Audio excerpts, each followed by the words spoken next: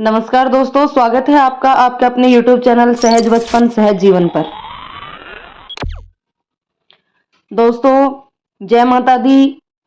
करवा चौथ के 4 दिन बाद और दीपावली से 8 दिन पूर्व अहोई अष्टमी व्रत रखा जाता है। अहोई अष्टमी का व्रत महिलाएं संतान की लंबी आयु और सुख समृद्धि के लिए रखती हैं। यह व्रत भी करवा चौथ की तरह ही निर्जला रखा जाता है और व्रत को आकाश में तारों को देखने के बाद ही खोला जाता है। वैसे तो यह व्रत देवी अहोई को समर्पित है, लेकिन शास्त्रों के अनुसार अहोई अष्टमी के दिन भगवान शिव और माता पार्वती की विधि विधान से पूजा की जाती है और परिवार में सुख समृद्धि की प्रार्थना की जाती है।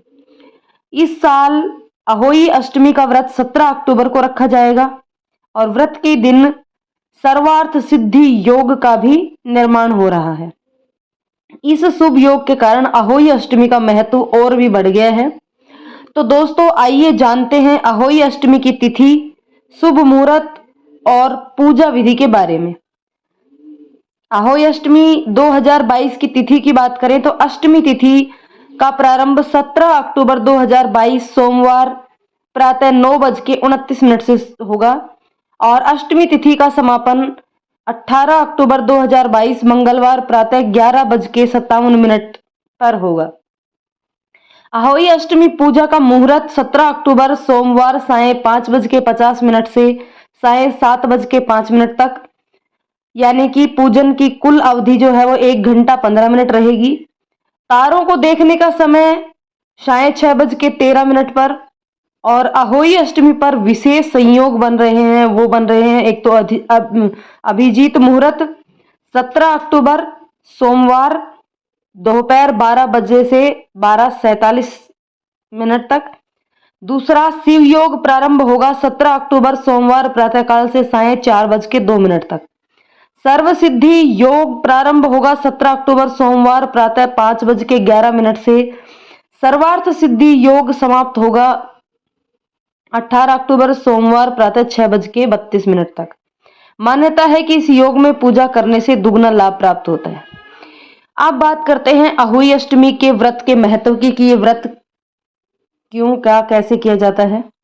तो अहोई अष्टमी को अहोई आठे के नाम से भी जाना जाता है। इस व्रत को निर्जला व्रत रखा जाता है और पूजा के बाद तारों को देखकर चंद्रमा को अर्घ्य देने के बाद इस व्रत को खोला जाता है। कुछ लोग केवल चंद्रमा को देख करके चंद्रमा का अर्घ्य देकर व्रत खोलते हैं, लेकिन कुछ केवल तारों को देखकर ही व्रत को खोल लेते हैं। व्रत करने वाली माताएं अहोई माता से अपनी संतान की लंबी आयु और खुशहाली की कामना करती हैं। अहोई अष्टमी व्रत करने से मन की हर मनोकामना पूरी होती है। इस दिन अहोई देवी की तस्वीर के साथ सेई और सेई के बच्चों के चित्र की पूजा का भी विधान है। अब बात करते हैं हम अहोई अष्टमी व्रत के पूजन में किस किस सामग्री की आवश्यकता होती है। तो सबसे पहले जल से भरा हुआ कलश, पुष्प, धूप दीप, रोली, दूध भात, मोती या चांदी के मोती, गेहूं, दक्षिणा जिसको बायना भी कहते हैं, और घर में बने 8 पूड़ी और मालपुए, 8 पूड़ी और 8 मालपुए।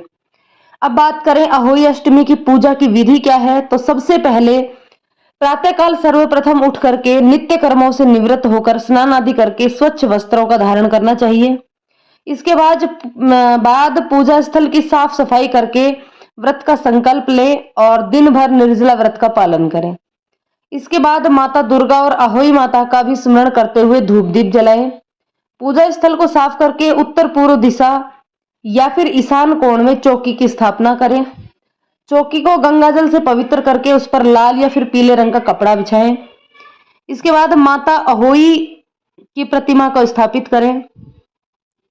अब गेहूं के दाने से चौकी के मध्य में एक ढेर बनाएं। इस पर पानी से भरा एक तांबे का कलश रखें।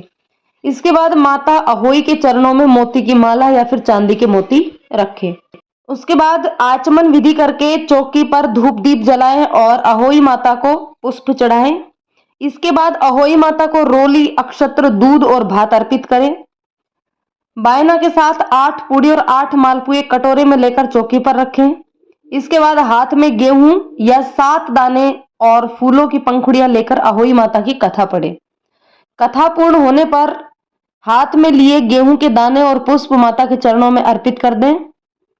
इसके बाद मोती की माला और चांदी के मोती, जो भी दोनों में से कोई भी हो, एक साफ डोरी और कलावा में पिरोकर गले में पहन ले। कुछ लोग सेई माता की वो मूर्ति भी चांदी के बनवा करके गले में पहनने के लिए बनवाते हैं। तो जो भी माता के लिए जो मोती रखते हैं वो उसके अंदर डाल करके भी पहन सकते हैं। अब तारों और चंद्रमा को अर्घ्य देकर इनकी पंचोपचार यानी कि हल्दी, कुमकुम, अक्षत, पुष्प और भोग के द्वारा पूजा करें।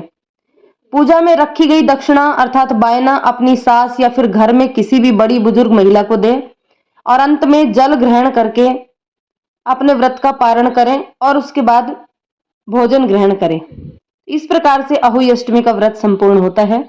दोस्तों, अहोई अष्टमी की जो कथा सुनी जाती है वो कथा आपको इस चैनल पे मिल जाएगी, जिसका लिंक आपको डिस्क्रिप्शन में मिल जाएगा। तो वहां जाकर के अहोई अष्टमी की कथा भी पढ़े और कथा पढ़ने के बाद गणेश जी की कथा पढ़ने का भी विधान होता है, तो उसका लिंक भी आपको डिस्क्रिप्शन में मिल जाएगा। तो वहां जाकर के आप गणेश जी की कथा भी पढ़ें। धन्यवाद दोस्तों, जय माता दी।